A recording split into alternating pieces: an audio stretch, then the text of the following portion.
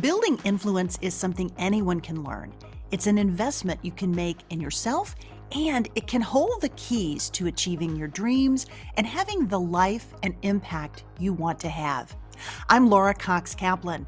I've learned a lot over 3 decades about building and sustaining influence and how using it effectively can make a big difference in your life and career.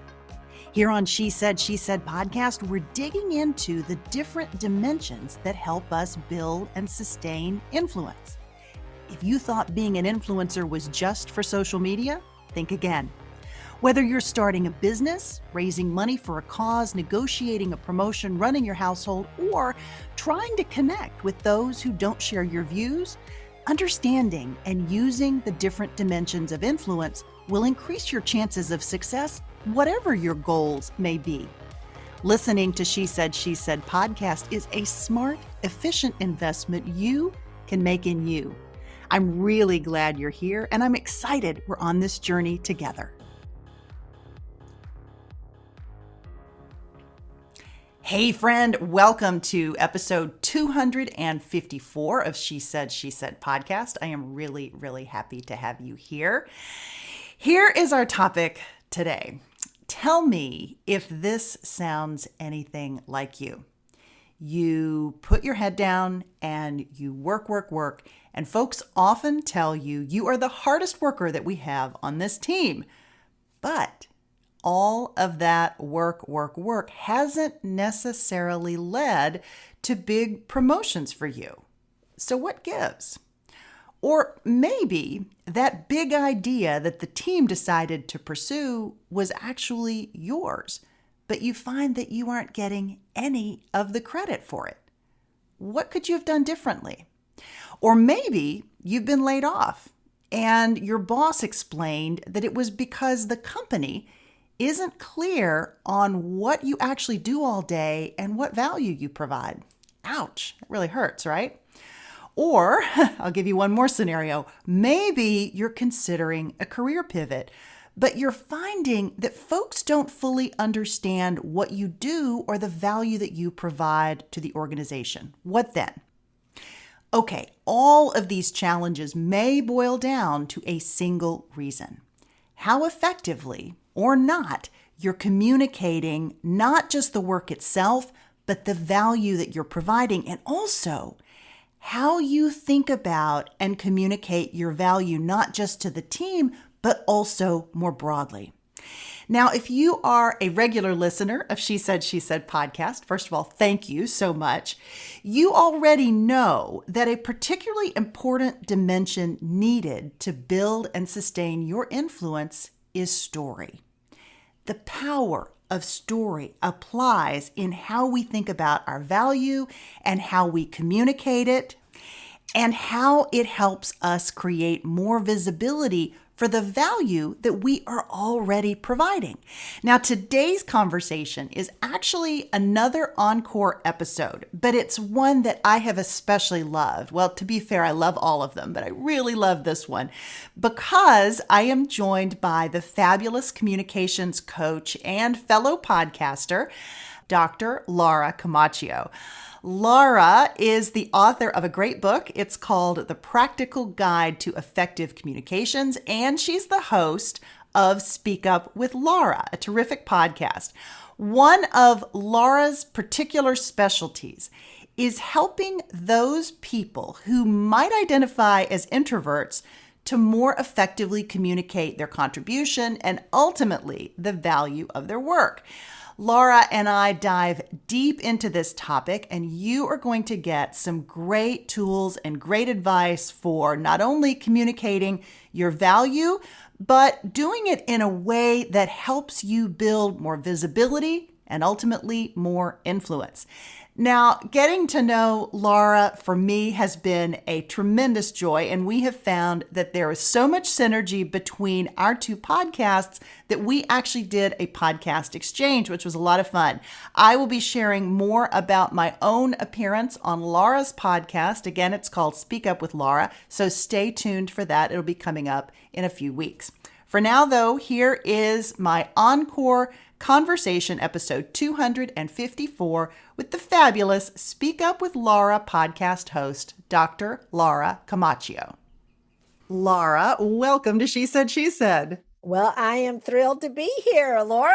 It's great to be with someone with such a lovely name. Oh, thank you so much. And I'm honored to be on the She Said, She Said podcast. Well, I'm happy to have you. I am a big fan of Speak Up with Laura, your podcast.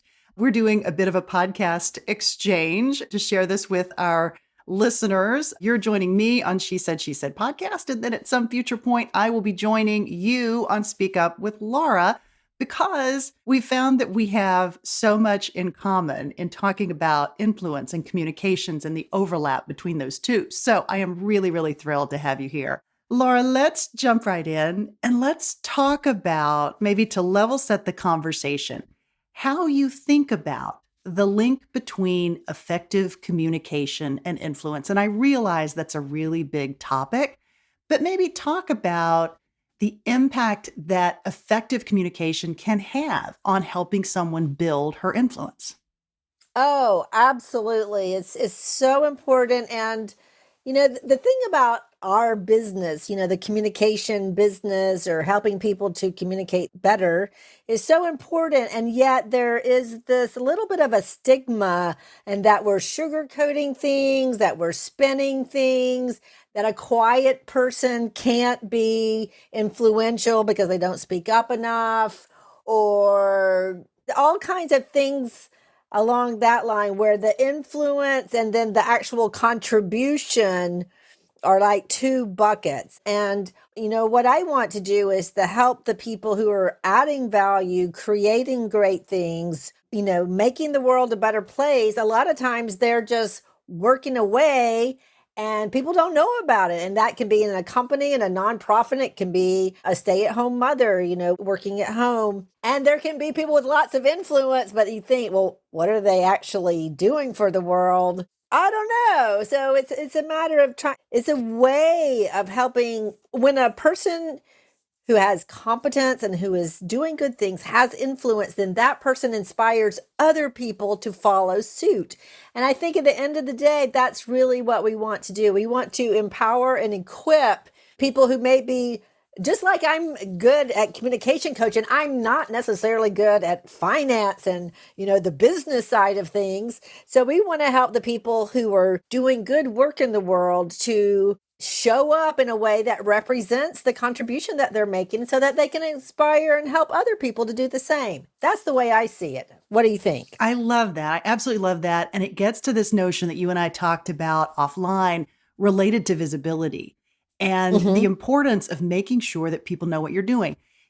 Historically, and this is, again, it's a broad generalization that I'm going to throw out there, so some people won't like that. That's okay. Because it is true in a lot of cases, and that is that sometimes women may be less inclined to toot their own horn, to talk about their accomplishments, to sort of brag on themselves in an appropriate way. Absolutely. I've seen that. So, it's not only women, but yes, it is disproportionately women. It is. Yeah, it is. You tend to see it more in women than men, even though men do it too, I think is probably a better way to say what I just said. But maybe talk about your clientele and how you help them, sort of the role of visibility as it relates to influence, and how you help them get more comfortable talking about their accomplishments, talking about their work in an appropriate way. So glad you asked that question. I am just fascinated and obsessed right now with the concept of visibility, because I would say 5 years ago, I didn't even know what that was. I knew influence, of course, and impact, but what has happened in my neck of the woods is that having so many coaching conversations over the years with highly conscientious high performers. And trust me, if they don't have problems with visibility or influence, they don't come to me, because why would they, right? It's the quieter people who feel like they have an issue with that. And hearing through all these conversations how visibility holds people back, even though their work may be amazing, and often it is. And I'm going to give you a very juicy example that I got from a conversation with a client just yesterday. I mean, talk about great timing. You know how life throws lemons at you all the time and we're busy making margaritas, but every once in a while you get, like, that was really helpful. Anyway, this is a woman, like off the charts, brainiac, has a PhD in something like AI. I mean, just off the charts, super smart. And she has a senior engineering position in a very top company. And they, like a lot of companies right now, are talking about reorgs, looking for ways to optimize their bottom line. And that's ending up in layoffs and often laying off people who are good. Sure. But it just, it's just not the right place or for whatever reason. And listen to this. She told me that that they had earmarked some engineers to be let go or to be at least considered, in that bucket because they didn't speak up enough in meetings. Oh, wow. And that's not even one of their criteria for, what they're graded on in their performance reviews. Oh, wow. And yet that was being used against them. Why? Well, because letting go of people is not easy. Deciding, at the end of the day, like say you have two communication coaches, Laura and Laura, like which one do I let go? They're both good. One's probably better with one aspect than another. So you just look for some kind of criteria. And that's what they were doing. That just blew me away. How many people are working, doing great work, and they don't know that they need to be speaking up more, right? Because the people outside of their immediate team don't know who they are, don't know what they're doing. And if they don't know, then you might as well not even be there. Sure. I love that example. It's amazing. Isn't that amazing? Yes, it's amazing. And it's likely to get folks' attention, although I suspect, and you probably find this is true too, if a person's having a problem getting recognized, they know they have a problem, most likely. I mean, maybe talk about folks that come to you and some of the more common examples. I would think that folks that have been laid off in the example that you just shared would be prime candidates for coming to Laura Camacho for some coaching on communication strategies, right? But maybe talk a little bit about your clientele and who comes to you and why, and sort of how you start the process of helping them. Oh, love that. Yeah, because I learned when I started this in 2009, nobody knew what a communication coach was. I mean, that was there was a public speaking coach. That was a thing, but communicate, what do you do, Laura? Right. So I am super happy to give the examples. And I think it was really, Susan Cain with her groundbreaking book, The Power of Quiet, I believe, who really legitimized the value that introverts add to the workforce. I think that was a big change in how we perceive people. I think Dale Carnegie, God bless him. How to Win Friends and Influence People. Yes.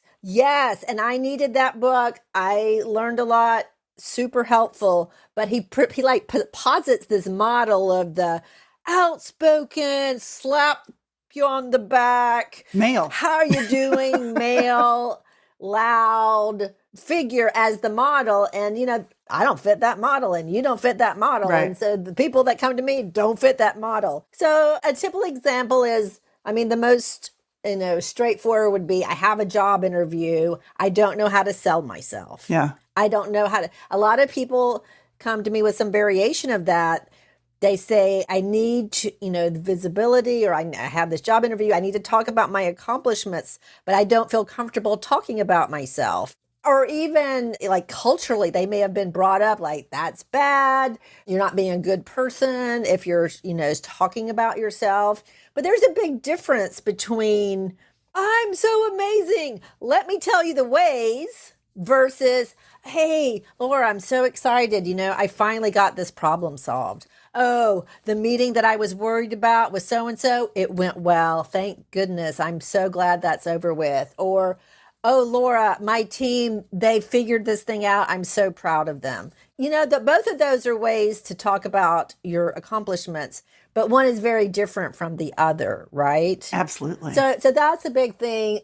The thing about visibility is I think it doesn't affect you until you reach director level in a company. I think you're pretty good with your work as you move from, entry level, maybe team lead, manager, but somewhere around senior manager, director, then you need people to know about you, but nobody tells you that you need people to know about you. So the people who are naturally chatty and extroverted and, can just talk to everybody, they have this advantage that at first the newly promoted director may not even perceive that. And then all of a sudden they realize, oh, people don't know me.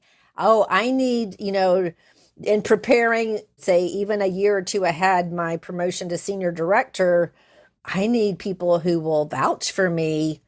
And then you couple that with, oh, I hate bragging on myself. It's just this big, like, what do I do? So that's a very common. Another situation would be someone needing to give feedback. That's harder for some people than for others. And, role playing that. Those are the most common scenarios that people bring to me. I was really fascinated by many parts of your book, but this in particular really got my attention. And I know it relates to the work that you do with introverts. You talk about how it's not just that introverts and extroverts communicate differently, they also tend to process information that's the whole thing. Differently. Laura, that was such a fascinating aha for me. Maybe it should be completely obvious, but it wasn't. And I read that and I thought, my gosh, that's such an interesting perspective, because you think about somebody who's communicating in a quiet fashion. I wasn't really thinking about necessarily the way that the person was processing. It was more the output versus the internal stuff. Talk about what you mean by that and what you've seen with your clients as it relates to that point. I mean, that's the whole thing with introverts and extroverts bring different gifts to the table, and we need both, obviously.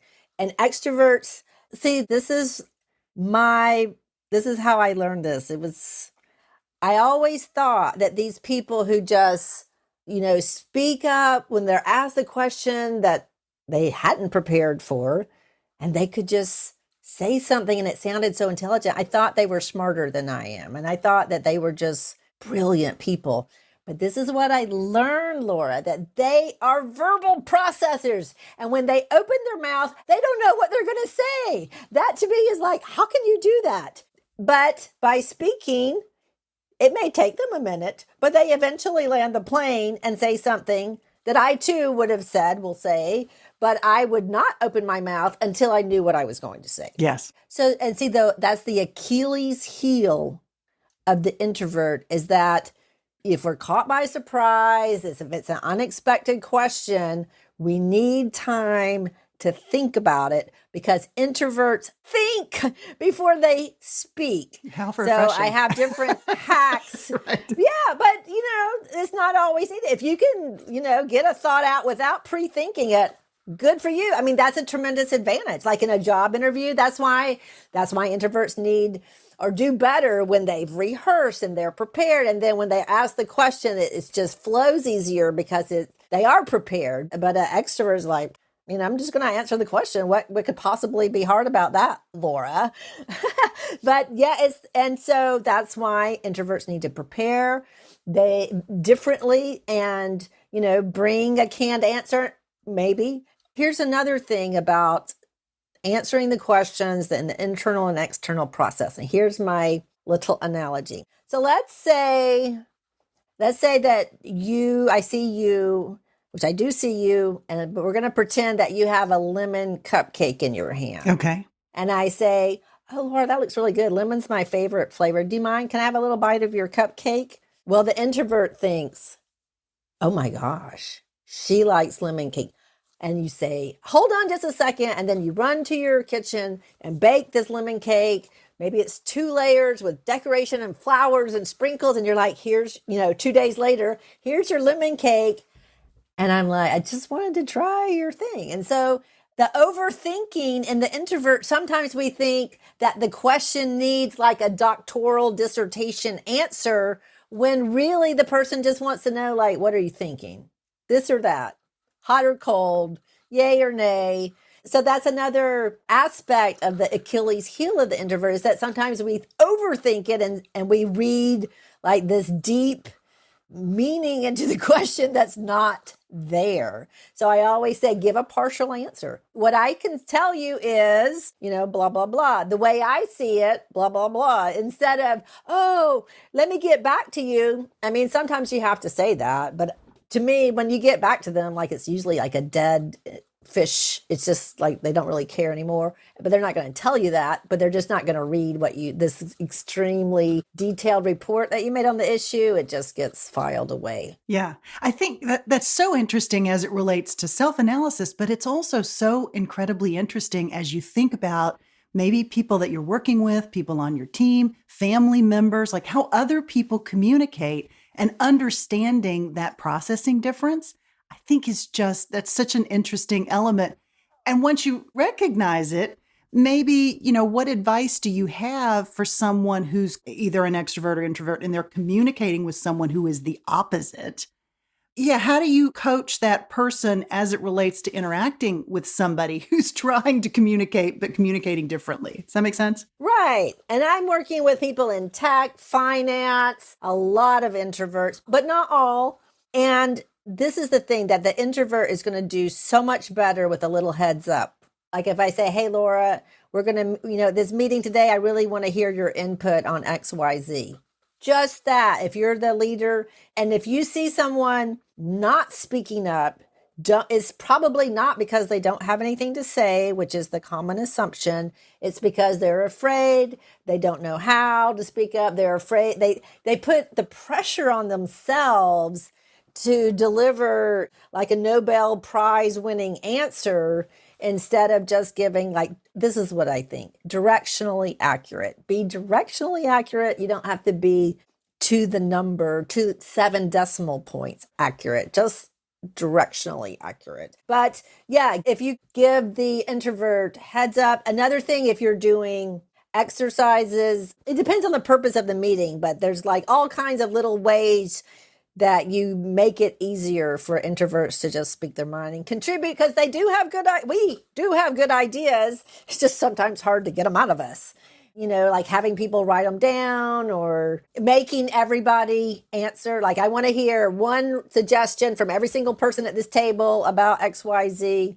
Just understand it's the brain freeze that we get when put in the spotlight that just causes so many. And then once you've had one brain freeze in public, it becomes hard to overcome that. Yeah. I love that answer. I love that advice and just that perspective. I think it's so interesting and so smart. Laura, I'd love for you to tell us how you got started in this work. Why were you motivated to become a communications coach and consultant and really pursue this career path?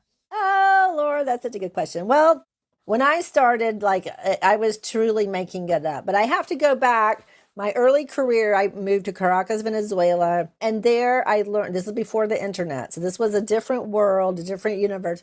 I had married a Venezuelan. We met at getting our MBAs and we moved there. And I saw that's where it really, because before I was like, say what you mean what you say. Like, what else? If you had said, you went to major in communications in college, I would have thought that is the stupidest, lamest thing. Only a moron would do that.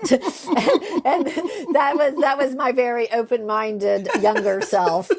But living in a different country, learning that it's not just the words, right? It's how you say it. And also, I really got in living in Venezuela and Latin America, you see that the relationship, you don't get a driver's license if you irritate certain people. You don't. Things are very much more dependent on relationships. So then I learned that to be less transactional and to work on the relationship aspect. But I've always wanted to help people. I think a lot of us, we get into something that we want to help people. And when I was there, I wanted to help people. I thought I was going to solve the problem of Venezuela's economic development I created a time management class that I was teaching, and I became a facilitator for the 7 Habits of Highly Effective People. I was just, somehow I got this idea that if you think differently, you get better results. And that theme carries through my life. And then when, fast forward, I ended up in Eastern North Carolina, moved from a town of 5 million to 10,000. Nobody cared about, my experience there, but I ended up getting a job teaching at communication at a university. And that's how I got the PhD. And that was really good when my kids were young. But I knew I didn't want to stay in academia. I'm just too practical. Like, I just want, let's just do things that work. And so I thought, communication, everybody complains about it. What am I going to do with all that money people are going to throw at me, right? To solve this problem for them. So then I got to learn the real communication of, this is why you need to hire me. And selling yourself. Yes. And so that was in 2009. And it's just been this journey since then of like everything that we've talked about today. I don't think I learned any of that in the PhD program, but I did learn to think about communication as a thing and see the power. Like I specialized in political rhetoric, and how you make people feel is a big thing in movements and influence, and for good or not good. And so that's how, just going from thinking, well, I'm just going to teach people how to communicate better, how to get their meaning across. And then when Susan Cain, I don't know what year her book was released, but that was a game changer for me, because then it became, we could talk about being introverts without like being ashamed, or, she kind of made the case like, we need both, it's okay. It's okay that take a while. And then just after so many hundreds and now over thousands of conversations, I've learned, I didn't have this long corporate career, but I learned by helping people who were having these corporate careers, what worked and what didn't, because if I don't deliver value, I don't eat. And that's how it came about. And then, the book was like a deposit of everything I've learned, up until that point, so that there's a record of it. And I love it. Well, it's a great teaching tool, and it's a great summary of a lot of there's a lot more than what we had a chance to talk about today. But I really urge folks to get the book. There's a link in the show notes for this, along with a link to Laura's fabulous podcast, Speak Up with Laura, which you'll find there. And it really is terrific. It's one of my must listens. And not just because I'm joining you on it, and not just because you've been here, but because it is really terrific. Yeah. Thank you. And I get great guests, and, we have very real, just like this conversation. We just talk about real things. I think that when you do that, that's what people want to hear. That's what they want, what really works, what's the real problem versus, oh, okay, you need more visibility. Well, what the heck does that mean? You need to speak up more. How am I supposed to do that? Right. So that's what I think we're doing here. We're saying, well, this is how you do it. Yeah. Think of something to say, ask a question in the first 10 minutes, watch the clock. Yeah. It's tactical. It's tangible. You can put it right to use. It really is terrific. Yeah.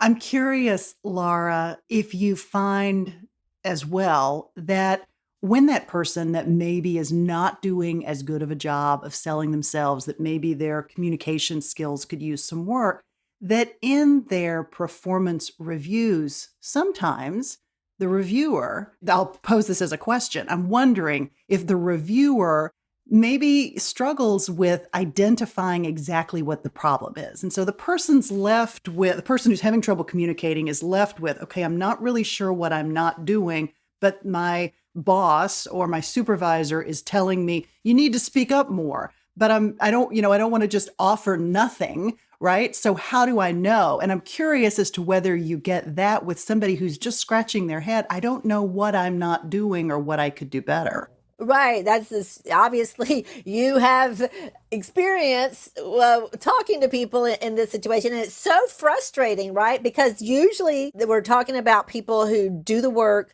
on time, beautiful, great results. And yet there's this piece that's they're not really clear about. Their boss some bosses have a handle on it. As we know, some of your bosses are going to be excellent. Some are going to be mediocre.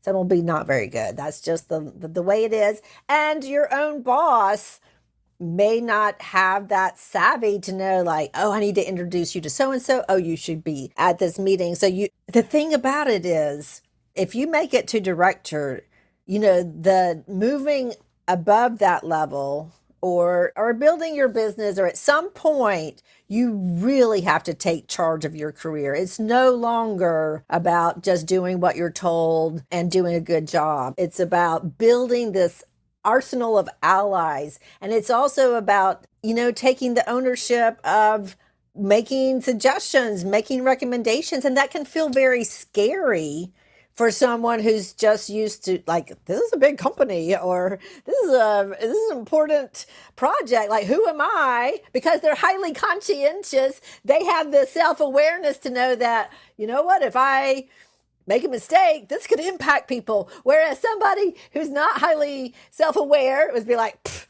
doesn't even cross their mind, right? It's that, competence and confidence. Those are two different skill sets. So it is hard for people to and the best thing is to ask your boss, and again, some people have really good mentors, some people have really good skip bosses, and they have those meetings. But at the end of the day, you have to look around and see, you almost have to just make a self-assessment, because it's not just the work, and yet nobody tells you that. Absolutely. Absolutely. I think some of the worst advice that I've ever gotten, and I consider myself to be a pretty effective communicator for the most part, but earlier in my career, I had gotten the advice, you need to speak up more. You need to speak up more in meetings. And I'd always taken the point of view, if I didn't have something to contribute or some way of moving the conversation forward, I probably shouldn't say anything, which is still the right answer. But what I was failing to do was maybe going that extra step and preparing in advance to have something to offer. Exactly, Laura. That's exactly it. But I would get that feedback, and I would hear other people, especially women, get the feedback. You just need to speak up more. You need to speak up in meetings. You need to sit at the table. So, Laura, I'm curious, what advice do you give folks in addition to that? And sort of as you think about preparing for meetings or preparing to have something to say, what other coaching do you offer your clients to help them think about that and anticipate that need in advance? So glad you asked that. You're asking such great questions. Oh, good. Because that is so common. It is so common. And there's lots of reasons people don't speak up. One is that, yes, that they only want to speak up if they're going to really add value. And I think, though, a lot of times people have the bar too high. Right. Overthinking and I say, it. Yeah.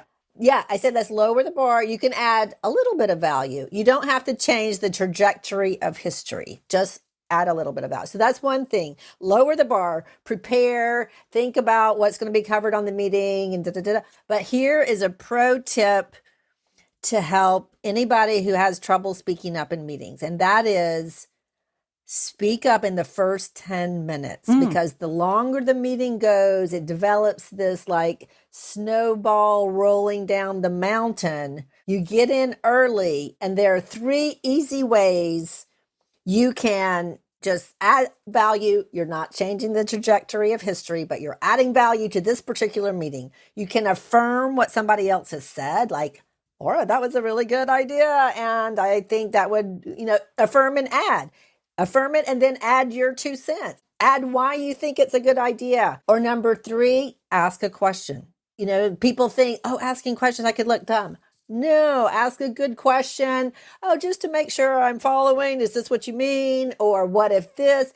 Any kind of question. I think for those of you listening, if you want one thing, one skill set that will help you, whether you are an electrical engineer, whether you are a plumber, whether you are a software engineer, you have your own business, asking better questions. Because when someone, just like I'm answering your questions, my brain is super engaged, and our audience, you could just pull up your mic and lay it on your audience. This is how you build influence. But it's much more interesting in a conversation with give and take, asking questions. And asking the questions, not only do you share information, but you build the relationship. So I would say, yes, speak up in the first 10 minutes, ask a question or affirm what somebody else has said. But yes, you do need to speak up, but it doesn't have to be life changing. Yeah. Just move things forward. And if, start small. And once your brain right now is like goes into freeze and panic mode. What are you doing? Once you start with little micro value added, it'll get bigger. Yeah. Laura, I love that advice. That's awesome. I want to pivot a little bit and talk about a topic that's in your terrific book. Your book is called The Practical Guide to Effective Communication. I'll include a link in the show note for this episode where you guys can pick up Laura's great book. But one of the things that she talks about, which we talk about on this podcast a lot, is mindset and the importance of mindset as it relates to communicating effectively. Laura, talk about why mindset is so important and sort of how you think about the concept. Well, that's so good because if you get mindset right, you don't need anything else. It's helpful, but mindset sets the tone for everything else. And that's why, just like when we tell people, one thing, oh, you need to speak up more. Well, okay, how do I do it? But if I say, how can you add just a teeny bit of value to this meeting? Then you're thinking about the situation in a different way. So the mindset is the filter through which all the possibilities, it's like the filter that determines what you think about. Are you thinking about, oh, when is this going to be over? Or, oh, I don't have anything to say. Are you thinking this meeting is interminable? Or if I speak up, I'll sound stupid. All of those things are mindsets, right? They're just ways of thinking about perceiving and filtering out, because we cannot possibly take in all the reality. Is too much. We have the reticular activating system. So that's, So what is a good mindset? And, there are people, mantras can be good, but I am so, down to earth. Like, I'm not going to say, I am queen of the universe and everything that I want is coming my way. Like that, I just can't even. But that's some what people I love. Can. Yeah. Yeah, some people can. And I'm not that person either. And it seems to work out for some of them. I don't know. But Carol Dweck's work on growth mindset was, I can get better. I may not be great at this. I can get better at asking questions. I can get better at speaking up effectively, engaging my audience, having that influence. To me, that was life-changing, because if you think, like we tend to think, it's either or, like, well, I'm not a flaming extrovert, therefore I cannot have influence. Not true. It's a different kind of influence. It's maybe a quieter, a more personal one. But so many people are thinking, well, I'm not the kind of person who just talks about herself all the time. I'm not the kind of person who can interrupt somebody that seems rude to me. But if you think, well, what is the mindset that what do I need to get better at? How can I add more value? It shapes the way you're thinking about it. And if you think about it differently, then you're going to speak differently without thinking about it. That's why I think and also your mindset is an invisible communication to your people around you. If you're thinking, how can I add more value? Or, what's the best way forward? Or how can I help this person get to the point? You're thinking about it differently, and people respond to you differently. Yeah. What do you think? Well, I think there's a couple pieces. I think that it becomes, or you can think about it as the narrative that you create in your own head, right? It's the story that you're telling yourself. It's the story that you're telling the world outside. And so when you calibrate that to focus on what you can learn from the experience versus I'm just not good at X, right? And you sort of calibrate it with that in mind, it really can change the way you view yourself. And I think can have a direct connection related to confidence, right? How you present to the world, how you feel about yourself and the way that you present what you present to the world. So, that's kind of how I have come to think about the topic. I love the idea of this narrative that runs in our heads. And so we talk a lot about that on this podcast. Well, that was very true. Like I always tell people, what is your purpose? Like, why are you at this meeting? Why are you in this conversation? Why are you giving this presentation? And then that helps you focus on what you're supposed to be doing, what you're supposed to be contributing, instead of worrying about what are they thinking about me, when we both know the reality is they're not thinking about you at all. Right. It's all about, well, what can you do for me? What have you done for me in the last 5 minutes? Absolutely. Absolutely. I love all of that. You talk in the book about sometimes language can be self-sabotaging. And I'd love for you to talk about that for a second as well, because I think it's somewhat connected maybe to this concept of mindset. It is connected to mindset, but it also comes from habit. And I'm sure you're very, very familiar with this. And I've gotten to the point where I really want to shake people when they, for example, over apologize. Oh my gosh, yes. Like somebody can be 30 seconds late to a coaching. Oh, I'm sorry, I'm late. The meeting ran. I'm like, it's okay. You really don't need to apologize. 30 seconds is really not late. I would say if you're within 5 minutes, you're on time. But of course they're doing that out of respect, but that's also like the calibration of both parties' time value is not, I don't know, it's out of joint or something, but it's a habit.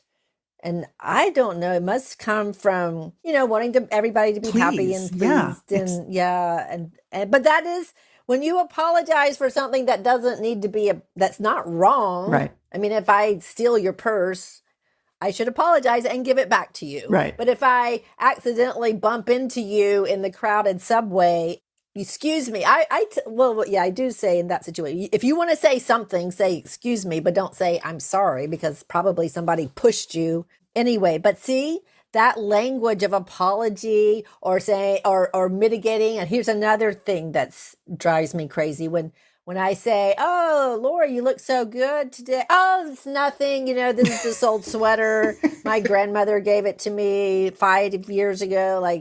Then I feel like, well, sorry, I said something, it's like you're insulting the person who wanted to express appreciation for how you pulled yourself together. So mitigating, like, oh, it was nothing. The thing is this trap that we think it's like either I'm super braggadocious egomaniac or I don't say anything. Yeah. And that's not this. It's a spectrum. There's all kinds of ways, and this is ask yourself, how can I, express appreciation? How can I show up in a way that helps people? Not what are the 7 things I should apologize for today? So I think it's, again, what is your purpose, and why do you think people apologize?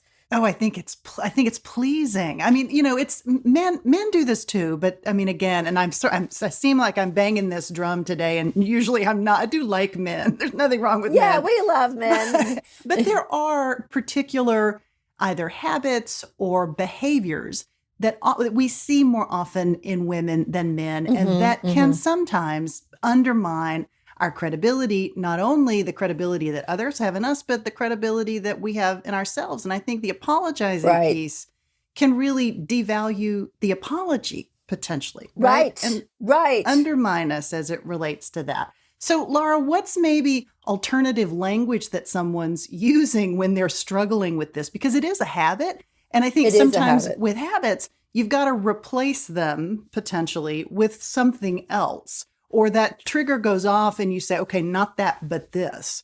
Maybe some examples of a better way to do. You said, say, excuse me, not I'm sorry. Right. Excuse me, great. not I'm sorry. Yes. When people notice something that you did, compliment you in any way, even if you think they're lying or blind, it doesn't matter. If somebody takes the trouble to say something, if you don't want to say thank you, you could say thank you. You could say, how kind of you to notice.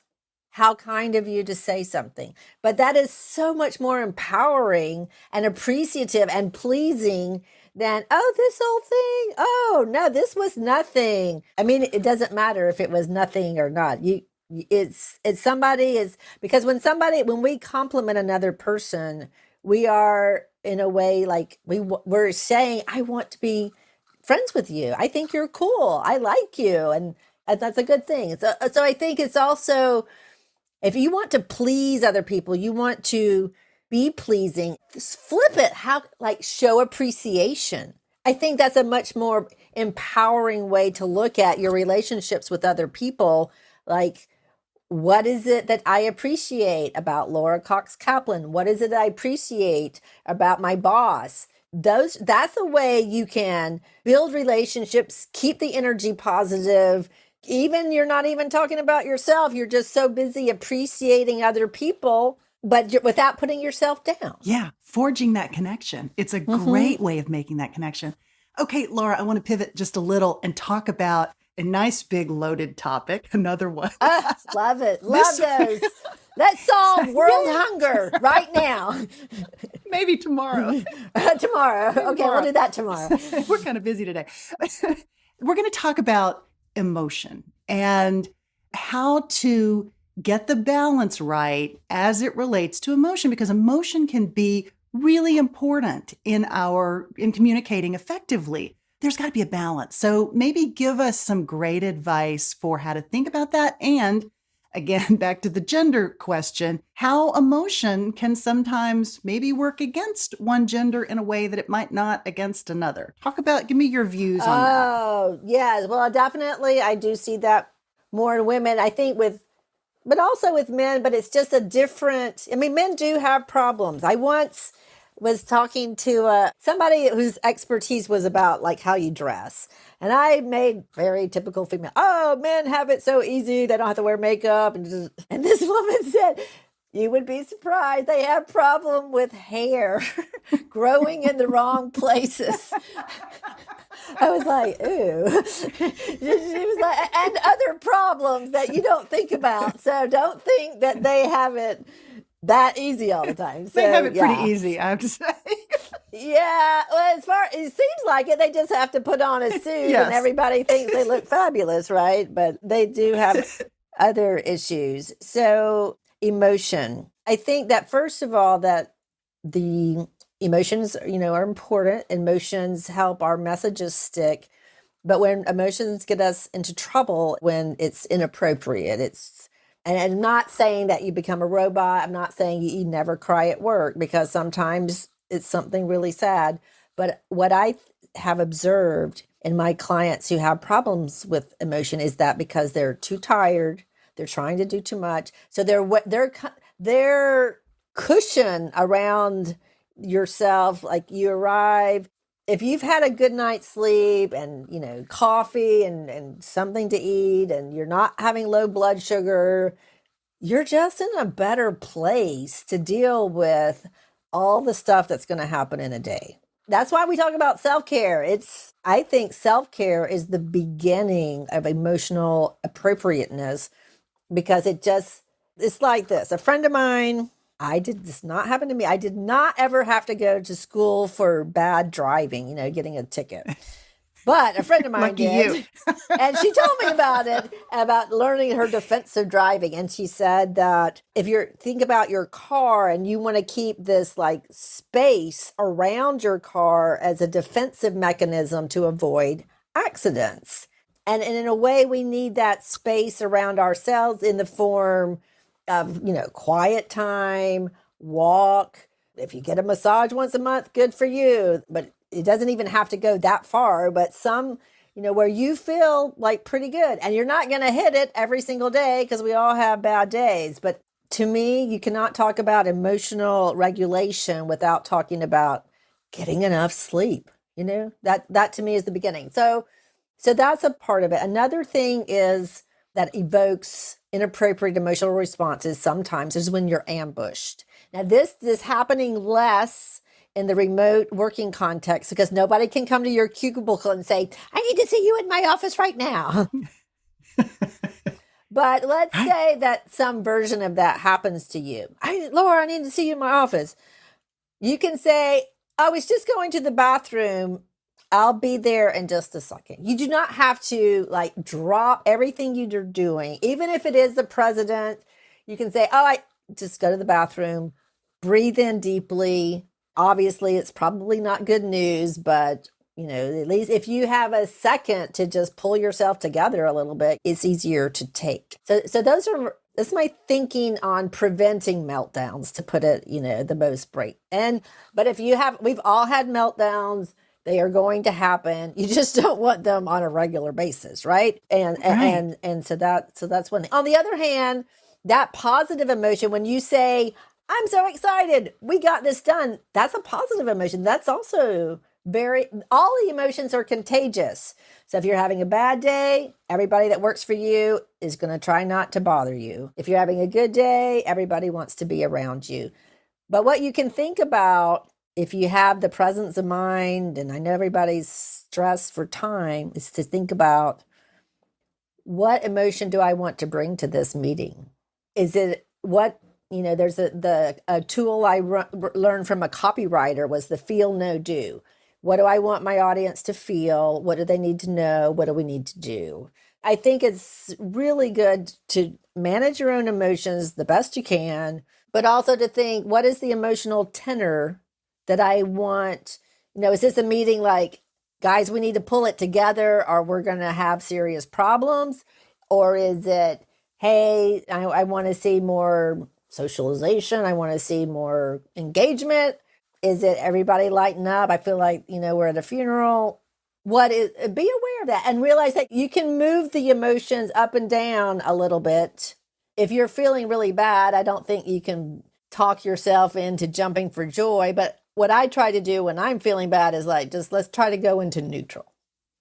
Yeah. Or just take that pause. I mean, as you were saying before, just a second, I'm going to run to the bathroom. The running to the bathroom can just be you stopping and pausing and asking yourself those questions that you just ticked through to remind yourself, okay, yeah, I'm feeling a little triggered here. This is making me very uncomfortable. How can I shift the story potentially? But you're recommending that pause, which I think is such a powerful way of maybe getting control of yourself. If you have a tendency to be just fly off the handle. And now that you're mentioning pausing, let me tell everybody listening, that pause is good for emotional rate. Like if you're feeling triggered, you can would you explain to me what this situation, Laura? And you're like, oh, shoot. So you can pause and say, yes, I can explain that. This is what happened. It's a pause.